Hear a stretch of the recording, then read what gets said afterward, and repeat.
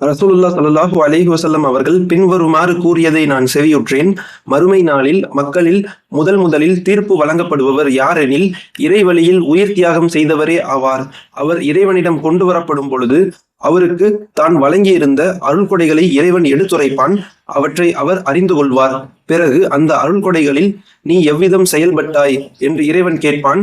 அவர், இறைவா, உனக்காக நான் அறப்போரில் ஈடுபட்டு என் உயிரையே தியாகம் செய்தேன் என்று பதிலளிப்பார்.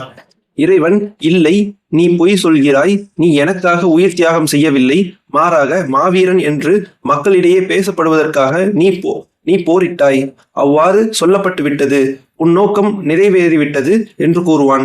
பிறகு இறைவனின் கட்டளைப்படி முகம் குப்புற இழுத்து செல்லப்பட்டு அவன் நரகத்தில் எரியப்படுவார்.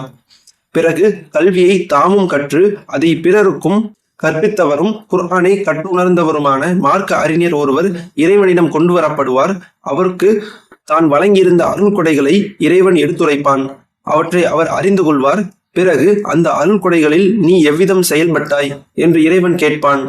அவர், இறைவா, கல்வியை நானும் கற்று பிறருக்கும் அதை நான் கற்பித்தேன், உனக்காகவே குர்ஆனை ஓதினேன் என்று பதிலளிப்பார். அதற்கு இறைவன், இல்லை, நீ பொய் சொல்கிறாய், எனக்காக நீ கல்வியை கற்கவும் இல்லை, கற்பிக்கவும் இல்லை, அறிஞர் என்று சொல்லப்பட வேண்டும் என்பதற்காகவே நீ கல்வி கற்றாய்.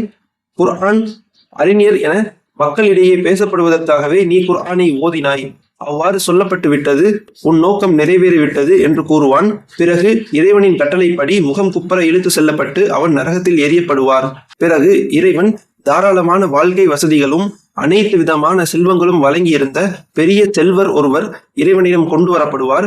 அவருக்கு தான் வழங்கியிருந்த அருள்கொடைகளை இறைவன் எடுத்துரைப்பான். அவற்றை அவர் அறிந்து கொள்வார். பிறகு அந்த அருள்கொடைகளில் நீ எவ்விதம் செயல்பட்டாய் என்று இறைவன் கேட்பான். அதற்கு அவர், நீ எந்தெந்த வழியில் எல்லாம் பொருள் செலவழிக்கப்படுவதை விரும்புகிறாயோ அந்த வழியில் எதையும் விட்டுவிடாமல் அனைத்திலும் நான் உனக்காக என் பொருளை செலவிட்டேன் என்று பதிலளிப்பார். அதற்கு இறைவன், இல்லை, நீ பொய் சொல்கிறாய், இவர் ஒரு புரவலர் என மக்களிடையே பேசப்படுவதற்காக நீ இவ்வாறு செலவு செய்தாய், உன் எண்ணப்படி அவ்வாறு சொல்லப்பட்டு விட்டது, உனது எண்ணம் நிறைவேறிவிட்டது என்று கூறிவிடுவான். பிறகு இறைவனின் கட்டளைப்படி முகம் குப்பர இழுத்து செல்லப்பட்டு அவன் நரகத்தில் எரியப்படுவார். அறிவிப்பாளர் அபூ ஹுரைரா ரலியல்லாஹு அன்ஹு அவர்கள், நூல் சஹீஹுல் முஸ்லிம்.